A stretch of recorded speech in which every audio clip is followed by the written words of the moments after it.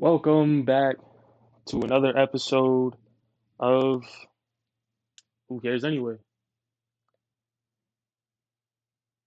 For those of y'all that don't know, and for those of y'all that do, my name is Quentin Walker, and this is a sports podcast that doesn't feel right now. Hold on.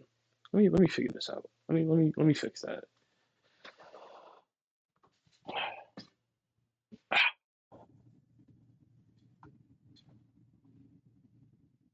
That's better. Yeah, I like that. Welcome back. Welcome back to another episode of Who Cares Anyway? Man, I'm juiced. I'm excited. I'm fixing my chair. Um, Welcome back to another episode of Who Cares Anyway. For those of y'all that don't know, and for the ones that do, my name is Quentin Walker. This is a sports podcast where I give you guys my unmitigated opinions. And don't worry. The opinions is they're gonna ramp up. They're a little tame right now, but just wait on it. I give you guys my unmitigated opinions, and if you agree with me, cool. If you don't, cool. At the end of the day, who cares anyway? Man, I'm excited for this week's episode. I'm so excited. Uh, this is it's a twofold excitement. Obviously,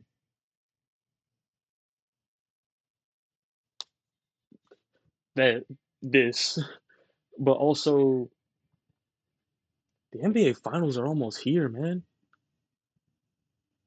As of recording this, we are 5 days away, 4 days away, and this final series looks like it's going to be one of the best ones we've had in a few years. Um, Man, Boston Celtics, Dallas Mavericks. We're gonna talk. I'm gonna talk about both conference final series, one more than the other. I gotta get used to not doing things because I'm on camera. I'm not editing any of this out, by the way. Y'all gonna see all mistakes because I want to be real with y'all. Yeah, we don't get nowhere if there's no authenticity here. So to start off, let's start with the easy series: the Celtics, the Pacers, Eastern Conference Finals. I I I don't really have anything to say about the Celtics, man. Like they've been the best team in basketball for the last 5 months, 6 months, and if you see me looking down, my notes are down there. Just to preface, um, um, they've been the best team in basketball for the last like 5 months, and it's shown in these playoffs. And I said this when I was talking about the round two. Was it round two?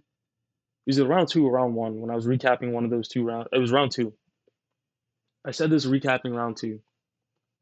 Go watch that video. It'll be in that either in this corner here. It'll come up in this corner here. It'll have like a little. It'll show. You know what I mean? You know how YouTube does it with the card and all that. Yeah, it'll show up somewhere over here. I think. Um, I said that this is a team that's been coasting in these playoffs so far, and they've made these playoffs look easy. right? And they weren't going to get a challenge until they got to the final. Well, here we are, and they're about to get their first challenge in the playoffs because the Pacers were, I don't know if you call it fatigue, you could call it that. Um, I mean, they were missing, they lost Halliburton after game 2, I believe. And, that already puts them, that's already big enough. But you stack on top the fact that they're coming off of a 7-game series and the Celtics had a week and a half of rest. So it just didn't seem like it was going to be a recipe for success for the Pacers. Let's put it like that, right? And the Celtics,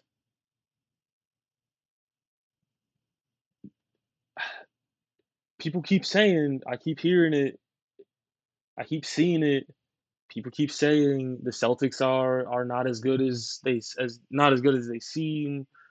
You know, they're they're inconsistent. They don't have a bench. They don't, they don't have this, they don't have that. And I I I don't know. I just don't see that. I see when I watch this team and when I see things about this team, I see the best team in basketball. And granted, their road has been easy. Like I said, round one, the Heat end up losing Jimmy Butler halfway through that series. Um, and who knows if the Heat were really up to par. Round two, they run into the Cavs, and the Cavs lose Donovan Mitchell halfway through that series. And I think they were without Jared Allen for a good part of that series as well. Um, so and then you get to the conference finals, and the Pacers are coming off a 7-game series, and Halliburton goes down with that injury 2 games in, and it's now a completely different series. Not that I thought the Pacers were going to win this series anyway, even with Halliburton, but I mean, like I said, I think I said this. Well, I didn't say this, but game one went in OT, right? And it was a questionable decision by Pascal Siakam to not foul. And when you look at that series, if you're the Pacers in that spot, you got to try and win at all costs because this is a team that once they get going, there is no stopping, and they proved it, right? That's why this series ended in a sweep. So I think that when you look at going into the finals, like I said, I don't really have much to say about the conference finals. It happened. It happened. It was a formality. I think everybody knew, myself included, that the Boston Celtics would be in the finals this year, and it was gonna be a cakewalk, and that's exactly what it was. And so when you look at the finals in this matchup, and I'm gonna get a little deeper into the matchup itself after I talk about the West side of things, but the Celtics team is a team that, first off, they're about to play the first healthy team they've played in the entirety of this playoffs. The Dallas Mavericks are the first fully healthy. Well, not fully healthy. Luka's got some minor injuries that he's playing through. Who knows what percent Derek Lively is at with that neck injury? But the Boston Celtics are about to play the most healthy team they've played all playoff long. That being said, the Boston Celtics are about to get healthy. They're supposedly, I don't know how realistic this is and how true this is. I mean, he did sit out for the entirety of the conference finals, but they're about to get Kristaps Porzingis back, which is big for that lineup because that's a floor spacer. And when he's not on the floor, it the offensive focus kind of shifts for the Celtics because I think with the Celtics, when they have KP on the floor, yeah, they still let Jason Tatum and Jaylen Brown go to work, but there's this element of ball movement that isn't there without KP on the floor because you don't have Al Horford is. Don't get me wrong, Al Horford is a good shooter, but I don't think he's the shooter that KP is. But he's also not the offensive threat that KP is, because KP is the type of player that he can shoot, but he also has that secondary dimension of being able to put the ball on the court and get to the basket or get to a mid range shot. If you run him off the 3 point line, he's very comfortable in taking those mid range shots, and he, like I said, he can get to the basket. So with KP on the floor, there's an element of ball movement that's present that kind of allows Jason Tatum to and Jaylen Brown to draw the defense and then find the open man who can then make the next pass if they don't have the shot. The Celtics offense sometimes, sometimes, sometimes it doesn't. The Celtics offense really works off of looking for the best shot and not just a good shot. Um, and with like I said, with KP back and looking at his stats before he got hurt, he gave him 12 points a game on, let's say, 39% from the field and 40% from three, with with 5 rebounds added to it in 4 games. Now, those stats aren't anything crazy, and I'm sure he could definitely put up more. And he hit with them being in the finals, his usage rate might go up a little more. It might elevate because of the defensive focus that the Mavs are going to place on Jason Tatum and Jaylen Brown. They're going to try their hardest not to let those two guys beat them, and they're going to want other players like Jrue Holiday, Derek White, KP, Al Horford, Peyton Pritchard off the bench to beat them. But with KP back, like I said, it gives this element of floor spacing and this element of ball movement that's not there when he's out of the lineup. Now, like I said, Al Horford is a pretty good 3 point shooter in his own right. Um, and he's one of my key players to watch outside of the main duo of Jason Tatum and Jaylen Brown. Uh, Al Horford in the conference finals averaged 12 points a game, 12.8 points a game on 46% from the field, 39% from three, and gave them 7 rebounds a game. Not bad stats by any means, especially for a guy who's at this point in his career a role player who will fill that starting lineup if need be, right? And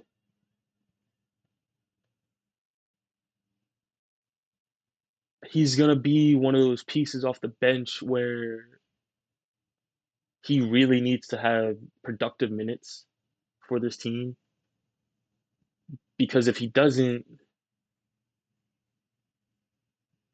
the Celtics are going to be hard pressed to win this series.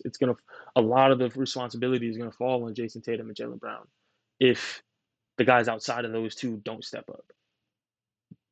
But offensively, at least, offensively, you're really looking for productive minutes from Al Horford, because when KP goes to the bench, you need somebody to not duplicate or replicate, but somebody to supplement and kind of fill that spot for the time being, right? And an example of what I'm talking about, the Golden State Warriors for the last 11 years have had this problem where when Steph goes to the bench, that guy right there, when Steph goes to the bench, it's like they're a completely different team. Like if you look at the plus minus numbers, the on off numbers, it's a different world, right? And for years they were struggling with finding somebody that could that could give them productive minutes when Steph was on the bench and kind of, like I said, supplant the those minutes, right? Like the production that was missing with Steph not being on the court. And we thought we found it when we had Jordan Poole,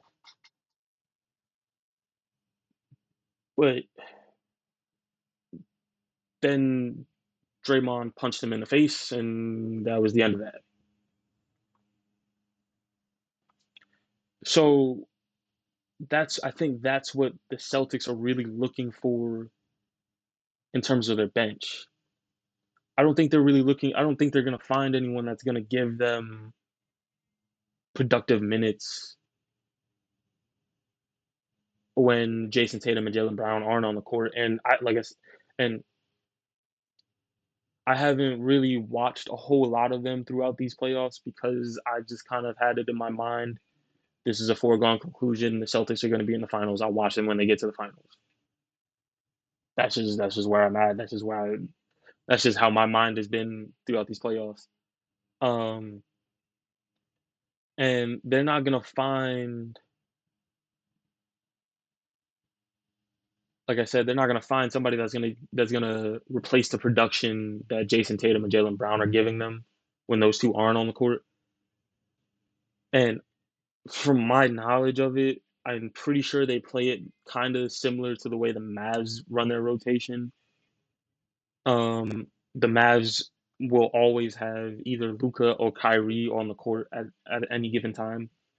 They tend to not have them both off the court at the same time because they know if they're going to succeed, they need one of those two guys on the court.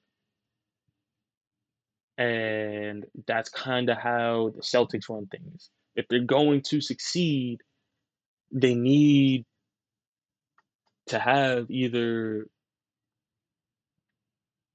uh, JT, or JB on the court. Those are your two best players, and you're not going to succeed without them on the court, right? So looking at it, and I brought up Peyton Pritchard earlier. Um, Al Horford is one of those guys where I feel he's going to be big in the role of spelling Kristaps Porzingis and giving KP a rest when need be. But Peyton Pritchard is going to be a guy that is going to have to give productive minutes in that backcourt, and not from a scoring standpoint because that's not really what they look to him for. He can score. He has a he is a good shooter. He can get to his spots and get his buckets, and it shows in his stats too. Because you look at his numbers through the playoffs, and granted, it's not like I said, they don't really look to him for scoring, so his scoring numbers aren't like off the charts. They're not like he's not putting up 10 to 15 a game. No, he's giving them 7.5 points a game, but on 48% from the field and 45% from three. That's what they're going to him for. They go to him for a sure-handed jump shooter that can create his own shots, but that's not his primary focus. His primary focus is A, hustle, hustle, B, B, defense, and then C, facilitating. So when when you look at his minutes, he's not there to score the ball. He's there to do one of those three things that I just listed and do it at a maybe not an elite level, but an above average level, a high enough level that it how do I put this? The layman's way to put it is to fill the shoes of Drew Holiday or Derek White. Because and I'll talk about this after I talk about the Western side. The backcourt in this series is the matchup you want to watch, whether it be the starters or the bench. The backcourt is going to be the matchup that is the key matchup to really pay attention to in the finals, and it'll probably dictate who wins the series. Um,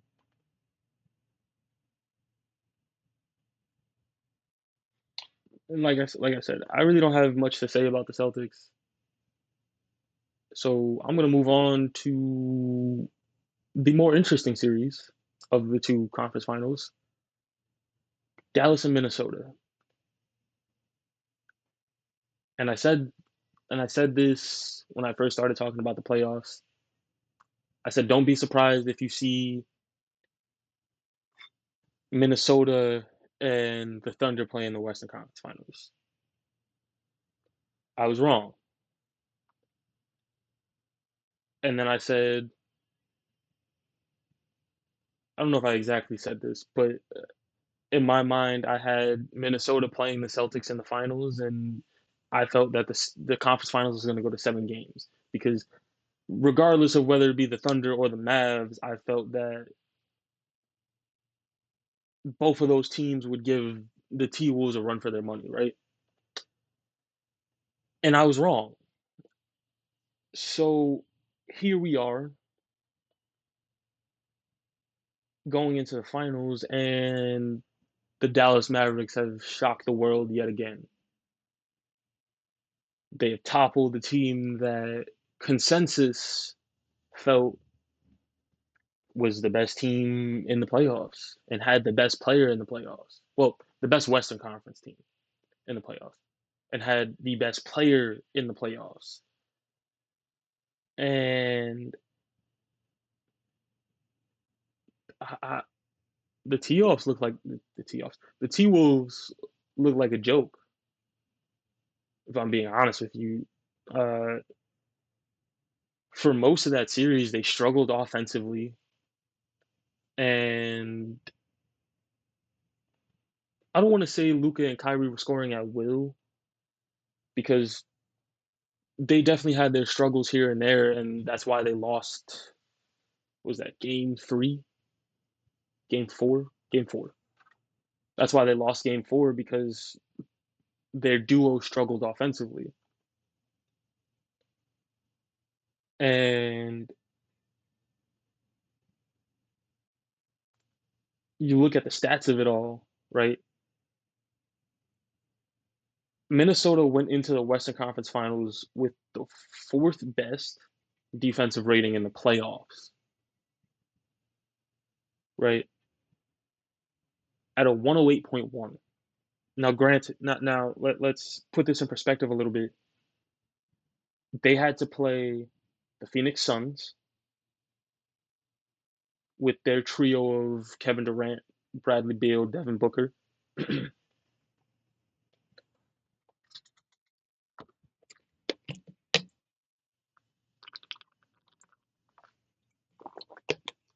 Stay hydrated. They had to play the Phoenix Suns with the trio that I just named, and then had to go on and play the Denver Nuggets, which the Nuggets are a really good offensive team, and they made it difficult. They made it,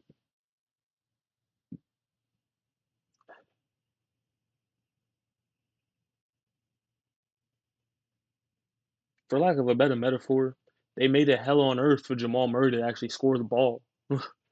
Like he struggled throughout that series.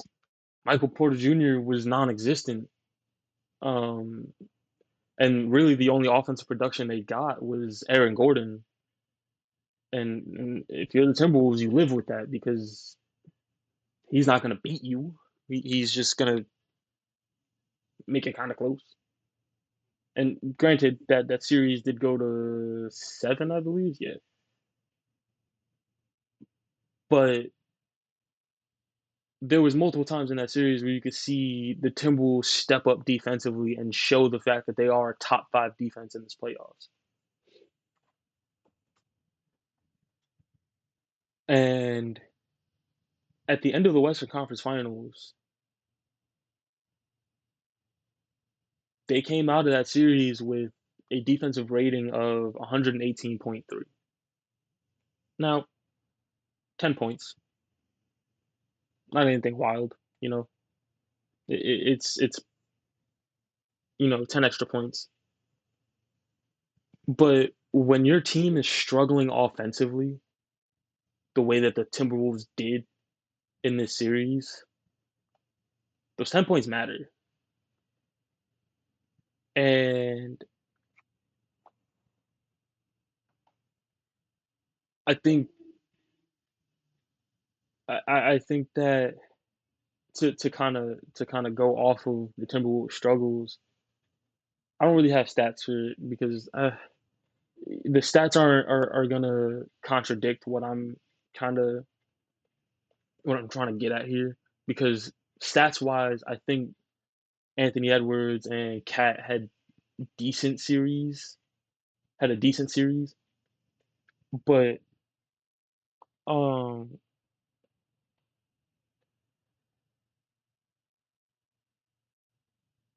you when I was watching these games and I'm watching what the Timberwolves are doing offensively, it just felt like it took them too long to solidify an offensive game plan because you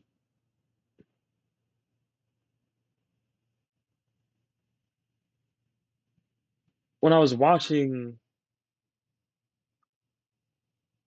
I'm watching the Timberwolves let Anthony Edwards go to work, right? As they normally do.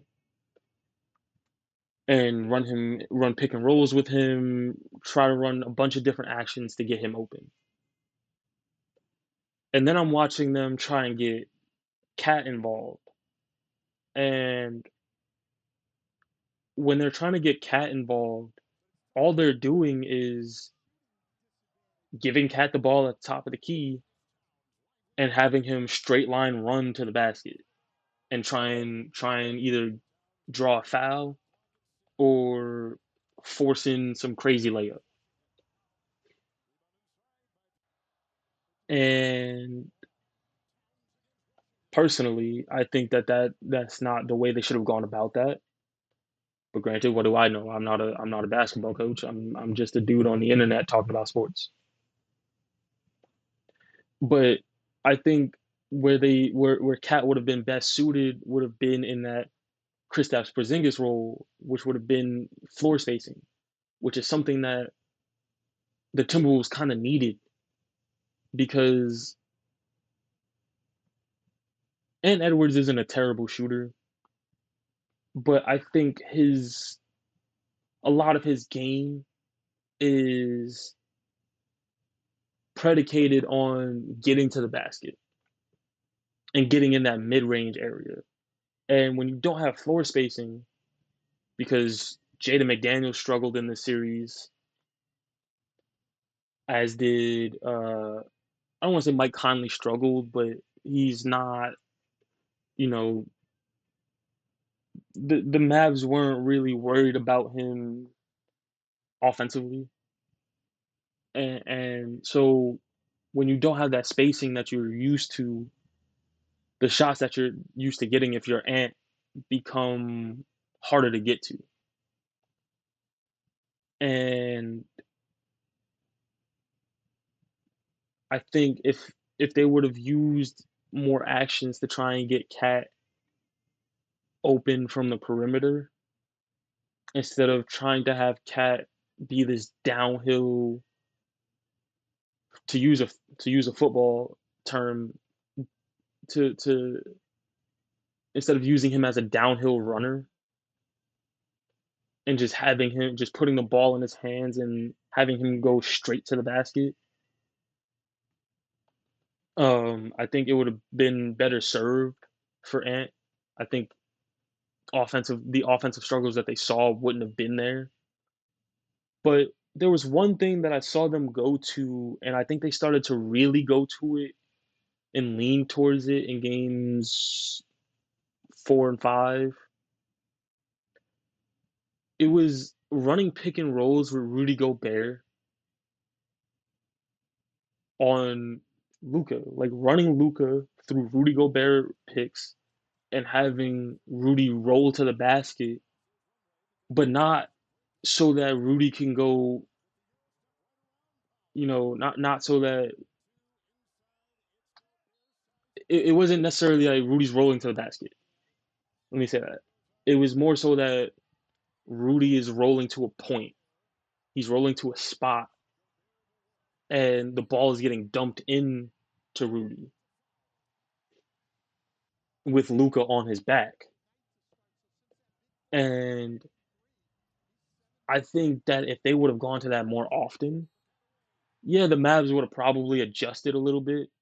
But I think anytime you put Luka in a pick and roll action with a big, it makes things very different offensively because now you not only have that switch happen because the Mavs all series long were switching things because they didn't want Luka to have to expend the energy to try and run over that screen, but instead they would switch with the big and Luka or whoever was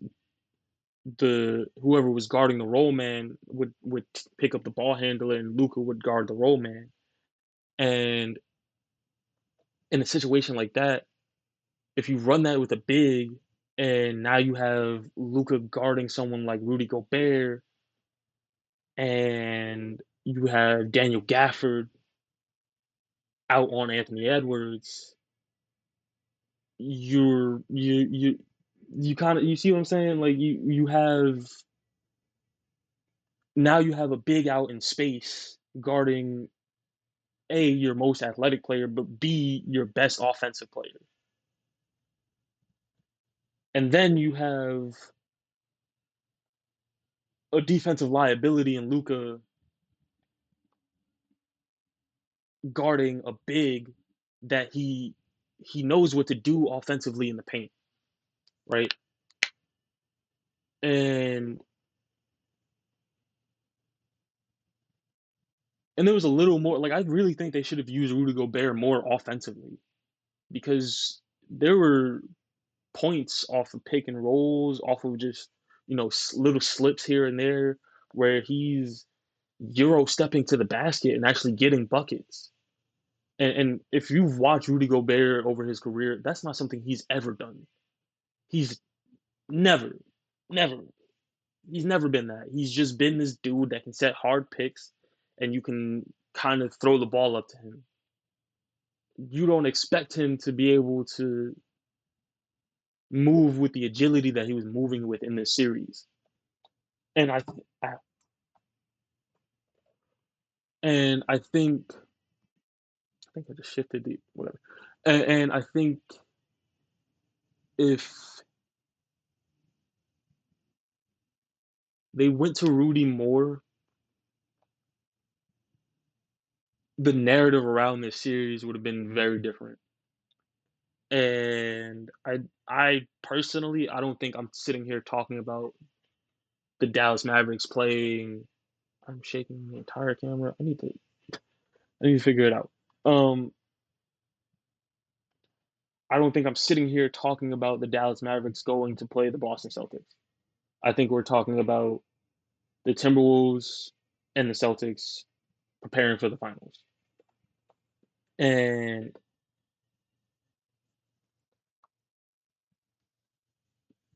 like I said, I think they took way too long to figure out their offensive game plan. Their defense was there. It wasn't like wholly terrible. I just think that they couldn't get consistent stops.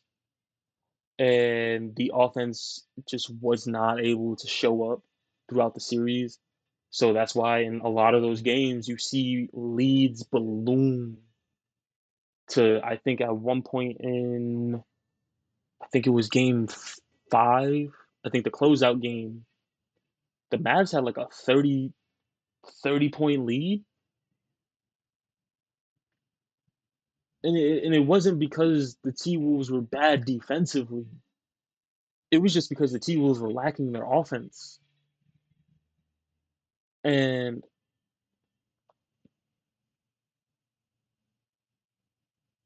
I think that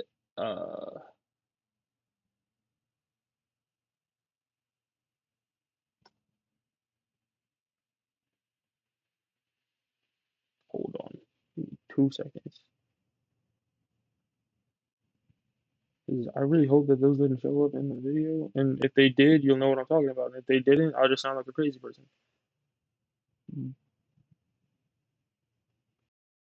All right. I think we're good. Probably should have fixed that before I started recording. I'm not going to stop recording and re record all of this. I'm almost 40 minutes in. Like I said, you guys are getting all flaws. There's authenticity in this. So, like I was saying, I forgot what I was talking about. Um, Moral of the story is the Timberwolves just struggled offensively, and it showed. Uh, Anthony Edwards had his. I mean, he was able to get some of his shots, not all. But Karl Anthony Towns, the way he was trying to go and get. I gotta stop shaking this table. Um, the way he was trying to go and get his buckets and get his points just didn't sit well with me, and I kind of earlier in the regular season, I posted on Threads. It was Cat had like a 50 point game, and I'll post the thread I'm talking about. I'll put it up in the on the screen somewhere. Um, it was he had like a 50 point game or something like that against the Hornets, and the T Wolves ended up losing that game. And I went and I looked at the stats because I didn't watch the game because anybody was trying to watch the Timberwolves play the Hornets. But I went and I looked at the stats, and looking at the stats in the fourth quarter, Cat just didn't. He either stopped shooting or didn't play. One of the two, because he took like 4 shots in the fourth, and it was alarming to me because when you're having that kind of a game against the team like the Hornets, your goal is to come out and beat them, right? And you should be beating them handedly, and you come out and lose this game because to me, in the way I saw it, you took your foot off the gas. You were like, this is the shoe in. We got this. I don't need to really do much, and you just let up. And you were like, We got it. We're good. No, you can't do that. Especially as the second best player on this team, you can't do that. You can't afford that. And I said, come playoff time, if Cat does this again, the T Wolves are going to suffer. It's going to be to the detriment of the Timberwolves, and it definitely was in the series because there were points where he was trying to be aggressive, but not in the ways that Cat usually tries to be aggressive, if that makes sense. Um, he was trying, like I said, he's trying to be this straight line runner to the basket and just trying to force his way to the basket, and that's not his game. That's not at all his game. His game is floor spacing. He's a gifted offensive player, and he can realistically score from anywhere on the court. He can work you out in the post. He can take you off the dribble, and he can spot up from three. And throughout this series, I didn't see any of that from him. But I guess it really doesn't matter at this point.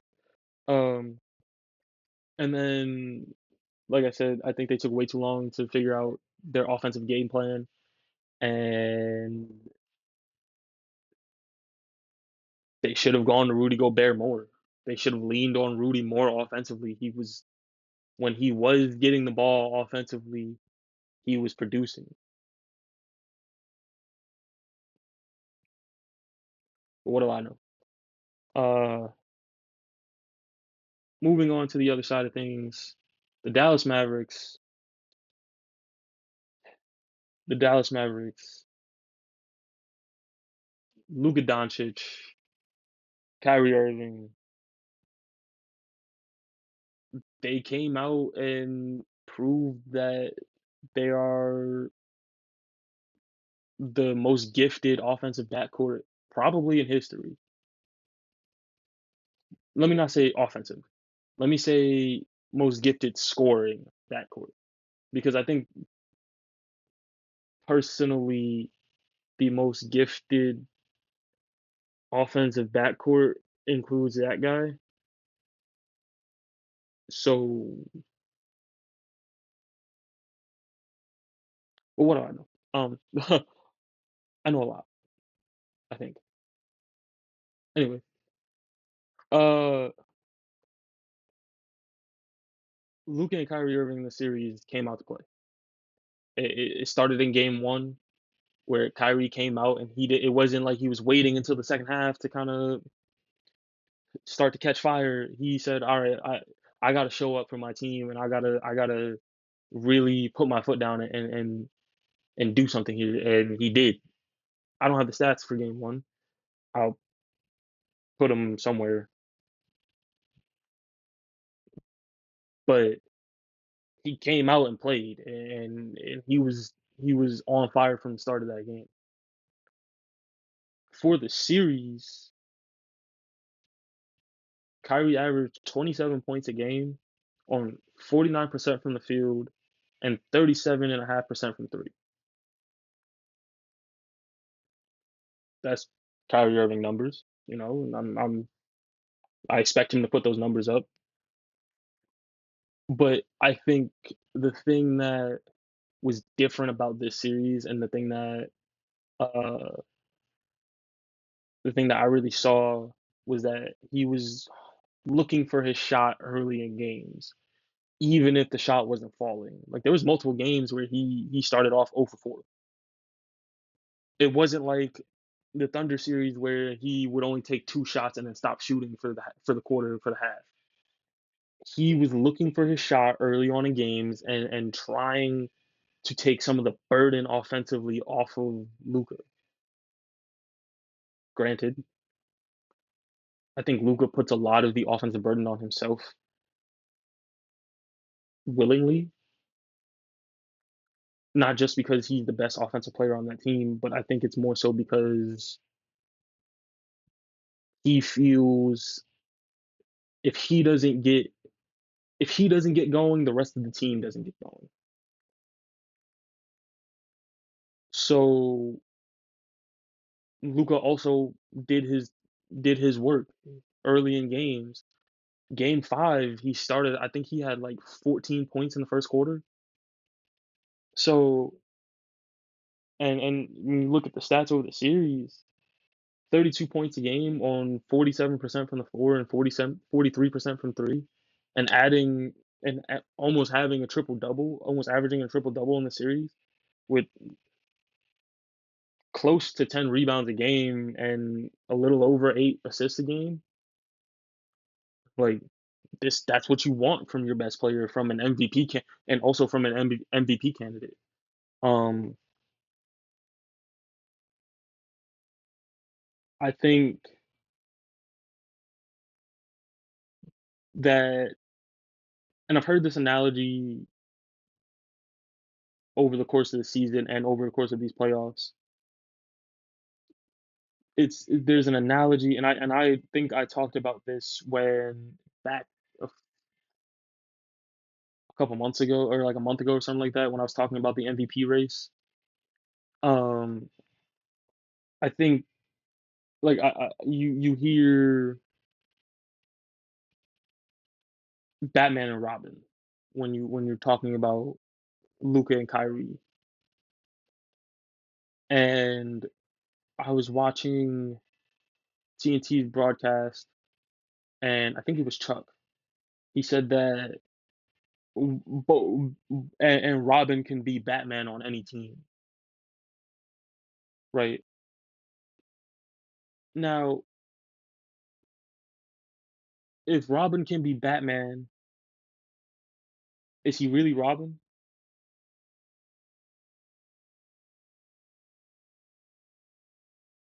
I think, and like I've said this before, I think that this duo isn't Batman and Robin. This is Batman and Superman. And I really think Luca is Superman. He's the boy wonder. He's well, no, that'd be Robin. He he's the guy that uh he's the face, right? He's in the light. He's the one that when you look at that Mavericks team, you see Luca first, right? But he's also the guy that's gonna try to accomplish all feats, right? And you look at Kyrie, and I think Kai is Batman. He's the guy that he's gonna be in the shadows and kind of to himself for the most part, and he's really only gonna show up when you need him. And I think it showed in the Thunder series, and it showed in some points in this series, but I think it really showed in the Thunder series where he didn't show up until the second half for most of those games. And like I said, I think that's what Batman would be. He's not like, yeah, Batman wants to try and save everybody and do this, that, and the third, but he's not gonna be first on the scene if he knows Superman is gonna be there. That's hilarious, by the way. Unintentional, completely unintentional. Um, but he's not gonna be first on the scene if he knows Superman's gonna be there. So if Superman is already there, Batman's gonna wait until he's needed. And I think that's what the dynamic is between Luca and Kyrie is Luca's Superman. Kyrie knows Luca's gonna be there. He knows Luca's gonna produce. So Kai as Batman sits back and he says, "Well, I, I'm gonna show up when you really need me. I'm gonna sit back and I'm gonna let you go to work. And when you really need me, I got you. You don't even have to ask. I got you." So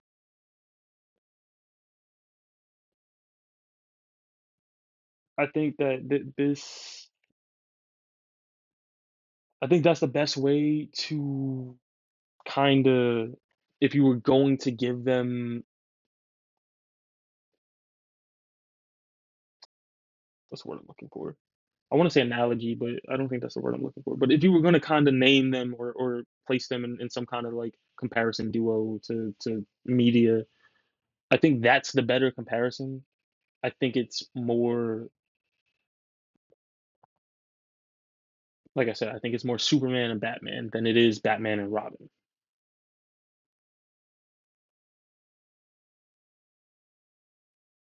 So, going past Luka and Kai, and I have their playoff stats, their combined playoff stats. I'll throw them on the screen. Um, they're not too important to the to the grand scheme of things right now. Um, but I want to talk about Derek Lively and Jaden Hardy. These two guys, especially Jaden Hardy, which it's completely unexpected from him because Jaden Hardy's a guy that's been buried on the Mavs bench for a little bit, and he's just now, as of the Western Conference Finals, starting to get consistent minutes, and he's producing in those minutes. And I'll start with him. He gave them in the Western Conference Finals 7.5 points a game on 53% from the field and 60% from three.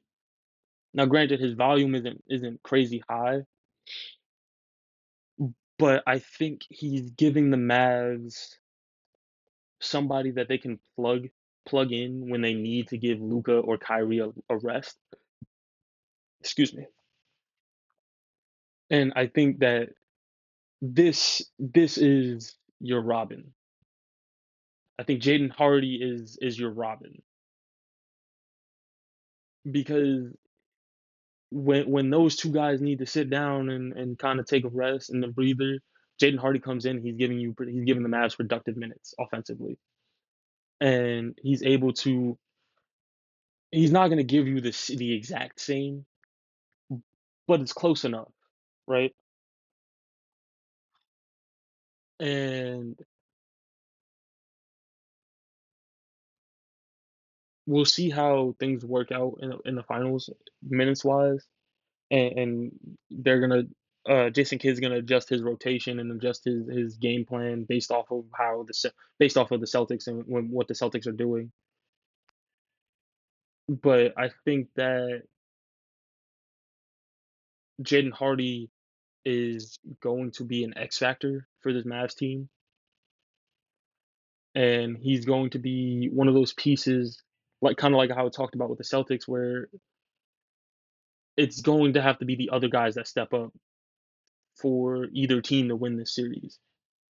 And I think Jaden Hardy, if he steps up and elevates the way he has been, the way he was, the way he did in the conference finals, then the Mavs have a pretty good shot at winning this series. Have a pretty good shot at winning a title, right? But also Derek Lively, Derek Lively all season, and I've been really high on Derek Lively all season. I haven't talked about it much, but I've been really high on Derek Lively all season. Every time I watch a Mavs game, Derek Lively's making an impact. And it's not just his athleticism. It's not just him being a lob partner for Luca. It's he's intelligent. He's a smart player. He's got the ability to make the smart pass offensively after a roll, or if you put the ball in his hands at the top of the key, he can move the ball where the ball should be going. Not that they do that often, but I feel he's got that ability. And I also think defensively he's a big piece for them too because he's giving Daniel Gafford rest, right? And also and providing the same thing that Daniel Gafford provides, just at a more intense level. I feel. I feel like Derek Lively when he's on the court, there's much more. There's like an uptick in the intensity. There's an uptick in the adrenaline, right? That's not to say Daniel Gafford is like lackadaisical or anything like that. That's just to say that when Daniel Gafford's on the court, you how do I say this? I don't want to say it's hard to notice him, but it's just not he's not making the big impact. Like he isn't making this huge splash in the bucket, right? Whereas you look at if you watch Derek Lively's minutes, he tends to make these huge explosive plays almost every time he touches the ball. And I think that between Jaden Hardy and Derek Lively, those are going to be two guys that the Mavs are going to really look towards to provide good minutes off the bench. And if they do so, the Mavs are going to have a chance to win this, have a real chance at getting Luka his first title. And to look at the matchup, I think the benches are going to play a big factor. Now, granted, the Celtics bench isn't super deep, and I don't think it's not that they don't have depth. They have players that they can go to. It's just they don't have like consistent role players outside of Al Horford and Peyton Pritchard. You know, what's his name?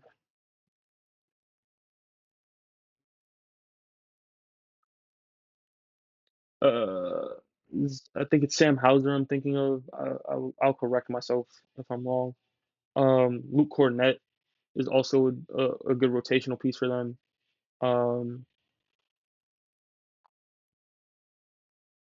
O'Shea Brissett also gives them good defensive minutes. So you look at those guys and they have to step up, right? Outside of it just being Jason Tatum and Jalen Brown. I got sneeze.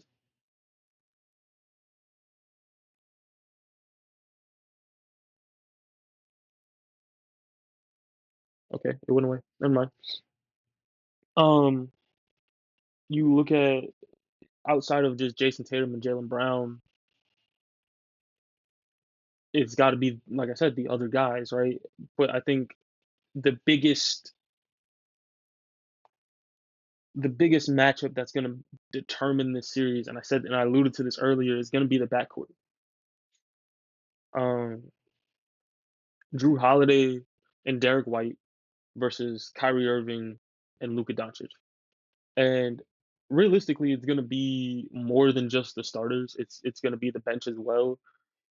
Like Peyton Pritchard's going to have to come in and play good minutes against these two guys defensively, and Jaden Hardy is going to have to come in and play good offensive minutes against uh, the Celtics backcourt.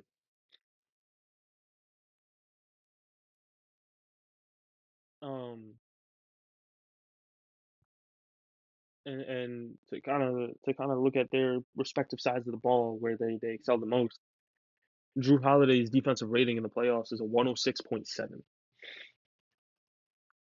And I think when I was looking at it, it was like that was probably like top 10, top 15 of all players in the playoffs that played 20 minutes or more. So, uh, and I think, like I said, I think that was like top 10, top 15 among all players in the playoffs that played 20 minutes or more. And that's a test. It's a partial testament because I don't think stats will do it complete justice. but it's a partial testament to just how good Drew Holiday is defensively. And I think he has the toughest matchups night in, night out from a defensive standpoint. I mean, you look throughout this playoffs who he's had to guard, right? Uh, you got Donovan Mitchell and Darius Garland, um,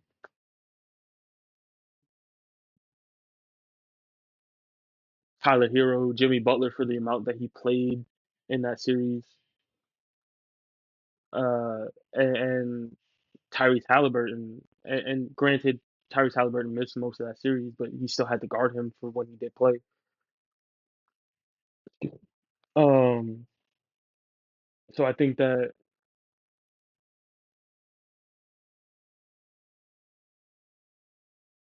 I think Drew Holiday is still one of the most underrated defenders in the league, and I think people don't give him enough credit for just how good he is defensively and for what he does defensively. But also his backcourt mate Derek White.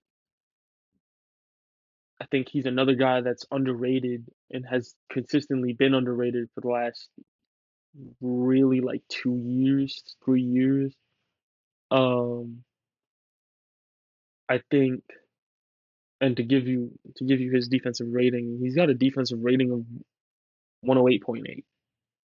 So not too far off from where Drew is, and I think that Derek White's more of a utility knife defensively. I'm not gonna say he can guard a big. He can go out and guard a big. I don't think he can, but he's gonna be able to guard more than just guards. And I think to an extent Drew can as well, but I think that Derek White has a little more of a build to be able to guard wings and even some forwards. Um,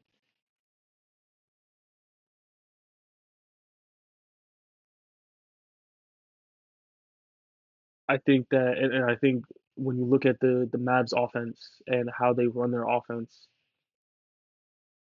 they run a lot of pick and roll so they can get their bigs in the action and but also try and get those switches for Luca to take advantage of. But now they're running into a team that has two guards that don't have to switch, that that can get over those screens relatively well and still keep with Luca and guard Luca and Kyrie at that point. Um, and since I'm talking about them, Kyrie's offensive rating in the playoffs is a 118. Luca's offensive rating in the playoffs is 115 and a half. I think that just comes from his volume instead and not necessarily that he's not producing offensively. I think it just happens to be his volume of shots. Um, like I said, I think this is going to be the matchup to watch throughout this series, and whatever side wins this matchup is going to win a title. Um, and I've kind of barely touched on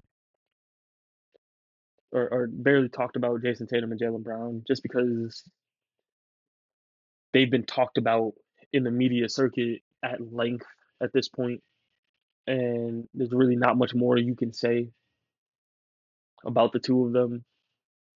Um, but to give you guys a little context of where we are going into this finals, Jason Tatum in his last 5 games has averaged 29 points a game on 47% from the field, 32% from three, with 10 rebounds and 7 assists. We'll round up and say 7 assists. The only problem I see with Jason Tatum is that he's inconsistent from beyond the arc. He's just had a lack of consistency from there. in the last 5 games, and 3 of those 5 games he's had. I gotta stop doing things that shake this table. Three of those 5 games he's had under 30%. He shot under 30% from three. That's got to change. Granted, he's still going to be able to get his shots from inside the 3 point line and get to the basket and do those kinds of things, which is why his numbers don't really suffer if he's not shooting well from three. But he's got to be able to add to that floor spacing because that opens things up for not only himself but Jaylen Brown as well. Um, and speaking of Jaylen Brown his last 5 games averaging 26 points a game on 51% from the floor, 36% from three, and then just little 5 rebounds and 4 assists. And within this 5 game stretch that we're talking about, he's only had one game under 20 points. And I said that whoever wins the backcourt matchup is gonna win a title. But if Jaylen Brown can consistently give that kind of production where he's 25 and up, if he can consistently give that production throughout this series, the Celtics are gonna walk away with a title, right? Because I think the problem that people have with Jaylen Brown is that he's hot and cold, he's streaky, sometimes he's there, sometimes he's not, other than the fact that some people feel he doesn't have a left hand. I don't know.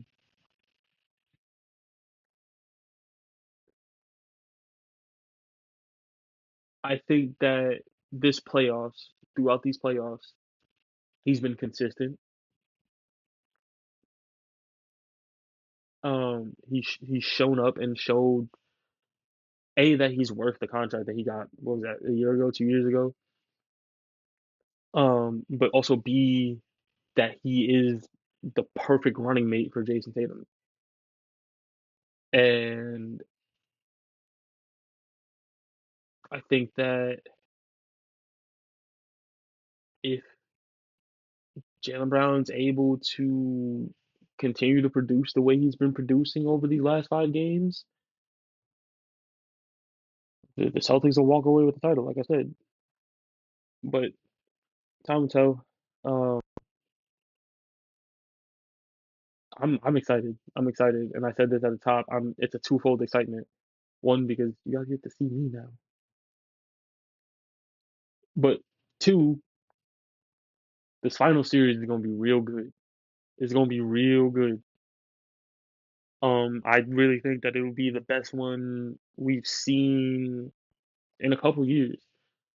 Uh, a lot of people said that Denver's title run wasn't that interesting to watch. I don't think I don't even remember if I watched most of it. The Warriors, I definitely obviously I watched their title run, but I feel like it was against the Celtics team that wasn't there yet maturity wise.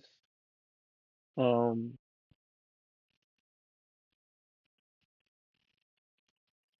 the what was that? Is that the Bucks run? Yeah, the Bucks run was a little interesting. Yeah, so I say probably the most interesting and most entertaining final series we'll see we've seen since the Bucks won their title. And I think that title one was entertaining for different reasons.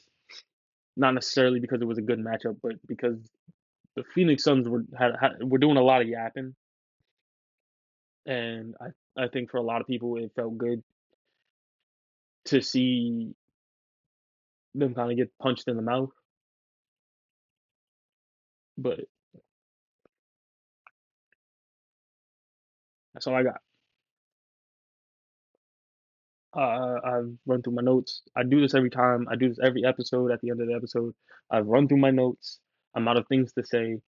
I could sit here and try and find things to say, but I got nothing. So, if you've enjoyed, if you're as excited for face cam as I am, and want to hear more, see more, do me a favor, go down there somewhere. I think it's like right like here, like literally right below where my finger is, like right here. Click that subscribe button. Um, like the video. You don't really have to. It'd be nice though. Uh, and do other YouTube things, social media things. Share it, comment, uh, follow on Instagram. I'll throw the Instagram up right here. This is don't mind this. This is a template for me right here. Um, I'll throw the Instagram up right there. I'll throw the Facebook up over here somewhere. Um, and with that, I'm done. I'm out. Okay, anyway.